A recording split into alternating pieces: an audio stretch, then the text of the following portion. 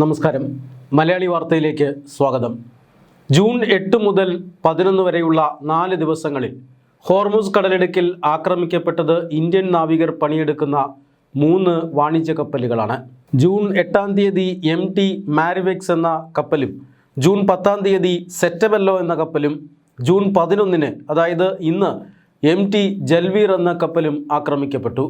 ഇതിൽ ആദ്യത്തെ 2 കപ്പലുകൾക്കും US സേനയുടെ ആക്രമണമാണ് ഏറ്റത് എന്ന് സ്ഥിരീകരിച്ചു കഴിഞ്ഞിരിക്കുന്നു.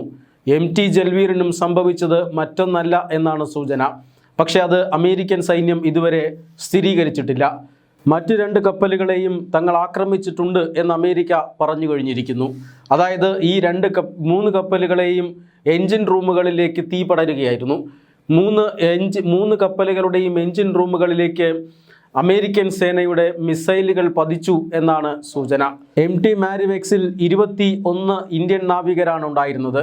എല്ലാവരെയും രക്ഷപ്പെടുത്തി. സെറ്റബെല്ലോയിൽ 24ഓളം നാവികരുണ്ടായിരുന്നു. ഇതിൽ 3 പേരെ കാണാനില്ലായിരുന്നു. ആ 3 പേരും മരിച്ചതായി അല്പസമയം മുമ്പ് സ്ഥിരീകരണം വന്നു. ഈ 2 കപ്പലുകളെയും ആക്രമിച്ചത് US നാവികസേന തന്നെയാണ്. US ഹോർമുസ് കടലിടുക്കിൽ വലിയ നാവികസേനാ വിന്യാസം നടത്തിയിരിക്കുകയാണ്. ഏതാണ്ട് 12ഓളം പടക്കപ്പലുകൾ US-ന് അവിടെയുണ്ട്. 10,000-ഓളം സൈനികരുണ്ട്. മാത്രമല്ല 100ഓളം യുദ്ധവിമാനങ്ങളും ആ വിമാനവാഹിനി കപ്പലുകളിലുണ്ട്. അതുകൊണ്ട് തന്നെ ഹോർമുസ് കടലിടുക്കിലെ US-ന്റെ സൈനിക സാന്നിധ്യം വളരെ ശക്തമാണ്. ഈ മേഖല US ഇത്രയധികം സേനയെ വിന്യസിച്ചിരിക്കുന്നത് ഇറാന്റെ തുറമുഖങ്ങൾ ഉപരോധിക്കാനാണ്. ഇറാന്റെ തുറമുഖം ലക്ഷ്യം വെച്ചുകൊണ്ടുള്ള ഒരു കപ്പലിനെയും അമേരിക്കൻ സംഘം ഇതുവഴി കടത്തിവിടുകയില്ല.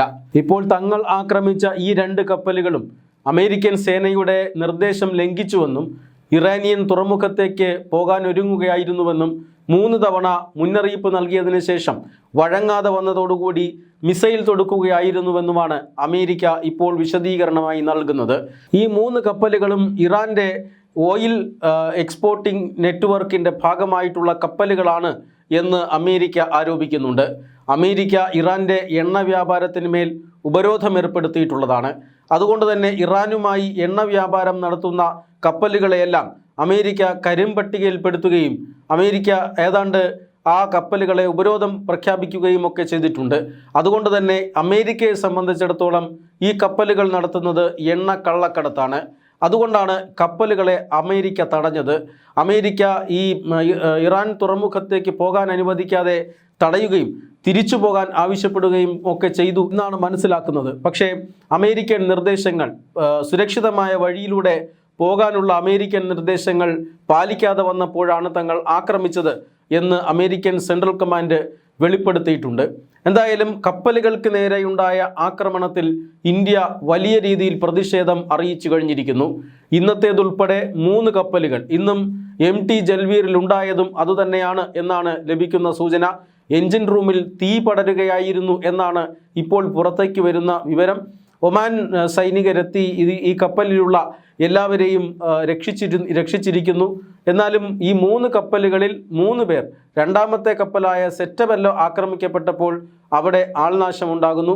ബാക്കി 2 കപ്പലുകളിൽ നിന്നും ഈ ഇന്ത്യക്കാരെ മുഴുവനായും മോചിപ്പിക്കാൻ കഴിഞ്ഞിട്ടുണ്ട് എന്നുള്ളതാണ് ഏറ്റവും പ്രധാനപ്പെട്ട കാര്യം. പക്ഷേ ഈ കപ്പലുകൾ എണ്ണ കള്ളക്കടത്ത് സംഘത്തിൻ്റെ ഭാഗമാണ് എന്ന് അമേരിക്ക ആരോപിക്കുമ്പോഴും ഇന്ത്യൻ നാവികർ പണിയെടുക്കുന്ന കപ്പലുകൾക്ക് നേരെ, നിരായുധരായ ഇത്തരം കപ്പലുകൾക്ക് നേരെ ആക്രമണം നടത്തുന്നത് അംഗീകരിക്കാൻ കഴിയില്ല എന്നാണ് ഇന്ത്യ ഇപ്പോൾ പ്രതിഷേധം അറിയിച്ചിരിക്കുന്നത്. അമേരിക്കൻ അംബാസിഡറെ വിളിച്ചു വരുത്തി, അമേരിക്കൻ സ്ഥാനപതിയെ വിളിച്ചു വരുത്തി തന്നെയാണ് ഇന്ത്യയുടെ പ്രതിഷേധം അറിയിച്ചിരിക്കുന്നത്. അമേരിക്കയുടെ അംബാസിഡർ ഇപ്പോൾ മറ്റൊരു രാജ്യത്തിൽ പര്യടനത്തിലാണ്. അതുകൊണ്ട് തന്നെ ഡെപ്യൂട്ടി ചീഫായിട്ടുള്ള അമേരിക്കൻ സ്ഥാനപതി കാര്യാലയത്തിൽ ഇപ്പോൾ ഡെപ്യൂട്ടി ചീഫായിട്ടുള്ള ഉദ്യോഗസ്ഥനെ വിളിച്ചു വരുത്തിയാണ് ഇന്ത്യ ശക്തമായ പ്രതിഷേധം അറിയിച്ചിരിക്കുന്നത്. മാത്രമല്ല ഇന്ത്യ ഐക്യരാഷ്ട്രസഭയിലും ഈ വിഷയം ഉന്നയിച്ചിട്ടുണ്ട്. ഐക്യരാഷ്ട്രസഭയുടെ സെക്രട്ടറി ജനറൽ ഇക്കാര്യത്തിൽ അഗാധമായ പ്രതിഷേധവും ദുഃഖവും എല്ലാം രേഖപ്പെടുത്തി കഴിഞ്ഞിരിക്കുകയാണ്. കപ്പലുകൾക്ക് സഞ്ചാര സ്വാതന്ത്ര്യം അത് ഉറപ്പുവരുത്തേണ്ടത് അത്യാവശ്യമാണ്. പക്ഷേ ഹോർമുസ് കടലിടുക്കിൽ ആ സുരക്ഷിതത്വം ലഭിക്കുന്നില്ല എന്നുള്ളതാണ്. ഒന്നുകിൽ അമേരിക്കൻ സേന ആക്രമിക്കും, അല്ലെങ്കിൽ ഇറാൻ്റെ IRGS ആക്രമിക്കും എന്ന നിലപാടാണ് അവിടെയുള്ളത്. മാത്രമല്ല ഹോർമൂസ് കടലിടുക്കിൽ അപകടകരമായ രീതിയിൽ മൈനുകൾ പാകിയിരിക്കുകയും ചെയ്യുന്നു. അമേരിക്കൻ സേനയും ഇറാനിയൻ സേനയും അവിടെ മൈനുകൾ പാകിയിട്ടുണ്ട് എന്നാണ് സൂചന. ആ രീതിയിൽ കപ്പൽ ഗതാഗതത്തെ തടസ്സപ്പെടുത്തുന്ന രീതിയിലുള്ള നീക്കങ്ങൾ അത് ഇറാൻ്റെ ഭാഗത്തു നിന്നും മാത്രമല്ല ഇപ്പോൾ അമേരിക്കയുടെ ഭാഗത്തു നിന്നും ഉണ്ടാവുകയാണ്. യുദ്ധത്തിൽ പങ്കാളിയല്ലാത്ത രാജ്യമായ ഇന്ത്യയുടെ കപ്പലുകളെയാണ് ഇപ്പോൾ അമേരിക്കൻ സൈന്യം ആക്രമിച്ചിരിക്കുന്നത്. അവർ അതിനെ നിസ്സാരവൽക്കരിച്ച് കാണുകയും ചെയ്യുന്നു എന്നുള്ളതാണ്. ഇതിനെതിരെയാണ് ഇന്ത്യ ഇപ്പോൾ ശക്തമായ പ്രതിഷേധം അറിയിച്ചിരിക്കുന്നത്. ഒന്നിനു പുറകെ ഒന്നായി 3 കപ്പലുകൾ ആക്രമിക്കപ്പെട്ടതോടുകൂടി വിഷയത്തിൽ വിശദമായ അന്വേഷണം നടത്താൻ കേന്ദ്ര സർക്കാർ തീരുമാനിച്ചിരിക്കുന്നു. മാത്രമല്ല ദില്ലിയിൽ അടിയന്തര യോഗം ചേരാനും സാധ്യതയുണ്ട്. കാരണം ഇന്ത്യൻ നാവികയുടെ സേനയുടെ സാന്നിധ്യം മേഖലയിൽ വിന്യസിക്കാനുള്ള തീരുമാനം ഒരുപക്ഷെ ഉണ്ടായേക്കും. ഇന്ത്യൻ കപ്പലുകൾ സുരക്ഷിതമായി ഹോർമൂസ് കടലിടുക്ക് കടന്നു വരിക എന്ന ഉദ്ദേശത്തോടു കൂടിയായിരിക്കും ഇന്ത്യൻ നാവികസേന വിന്യാസം അവിടെ നടക്കുക. ഇത്തരത്തിൽ ഏതെങ്കിലും തരത്തിലുള്ള ആക്രമണമുണ്ടായാൽ ഇന്ത്യക്കാരെ രക്ഷിക്കാനും കഴിഞ്ഞേക്കും എന്ന ഒരു ചിന്തയും ഈ ഒരു നീക്കത്തിന് പിന്നിലുണ്ട്. അതേസമയം തന്നെ ഇത്രയും നാൾ ഹോർമൂസ് കടലിടുക്ക് അടഞ്ഞുകിടന്നിട്ടും ഏതാണ്ട് 200ഓളം കപ്പലുകൾ ഹോർമൂസ് കടലിടുക്ക് തങ്ങൾ കടത്തിവിട്ടു എന്ന് അമേരിക്കൻ പ്രസിഡന്റ് ഇന്ന് വെളിപ്പെടുത്തിയിരുന്നു.